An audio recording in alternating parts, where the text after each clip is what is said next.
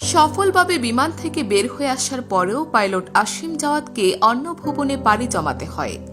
মর্মান্তিক এই দুর্ঘটনায় দেশজুড়ে শোকের ছায়া নেমে এসেছে। তবে সর্বমহলে ঘুরপাক খাচ্ছে একটি প্রশ্ন, ঠিকভাবে বেরিয়ে আসার পরও কেন প্রাণে বাঁচতে পারলেন না স্কোয়াড্রন লিডার আসিম জাওয়াদ? সেই হৃদয় বিদারক সত্য এবার একজন পাইলটের কথায় উঠে এলো।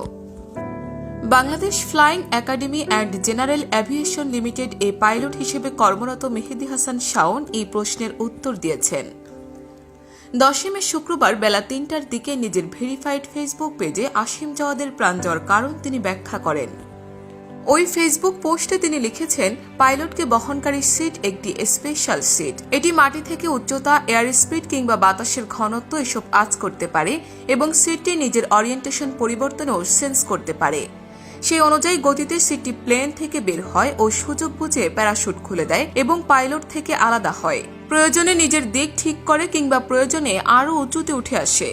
500 ফুটের বেশি উচ্চতায় ইজেক্ট করা হলে পাইলটকে বহনকারী সিট তার টের পায় এবং সর্বনিম্ন প্রেসার ব্যবহার করে প্লেন থেকে বেরিয়ে আসে, যাতে পাইলটের শরীরে ধাক্কা কম লাগে।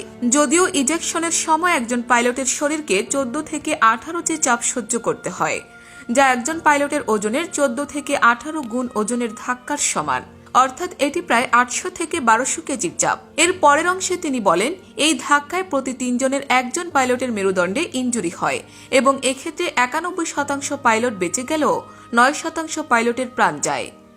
এটি মূলত হয় মেরুদণ্ড বা ঘাড় ইনজুরি হয়ে অথবা হার্টের ওপর অতিরিক্ত চাপের কারণে।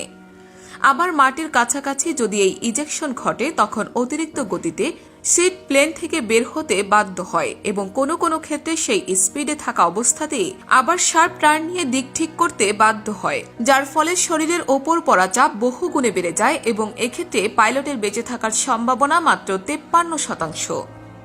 তার ভাষ্য মতে, পাইলট জাওয়াদের সহকর্মী উইং কমান্ডার মোহাম্মদ সোহান হাসান খান প্লেন সোজা অবস্থায় বের হতে পারেন, যার কারণে তার ইজেকশন সিট সোজা আকাশের দিকে সর্বোচ্চ স্পিডে বের হয়।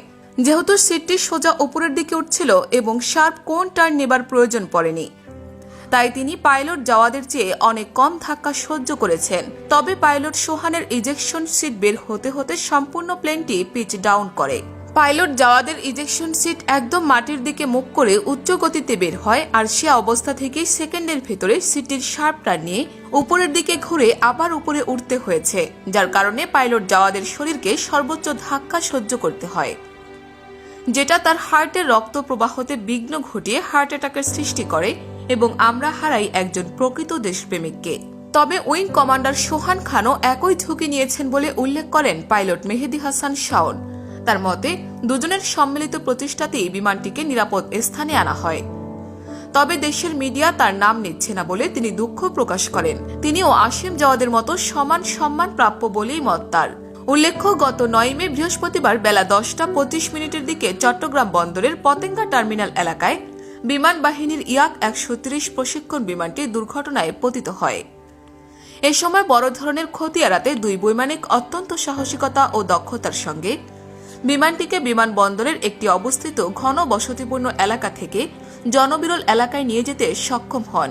পরবর্তীতে স্থানীয় জেলে এবং নৌবাহিনীর কর্মকর্তারা বিমানের 2 জন পাইলটকে উদ্ধার করেন।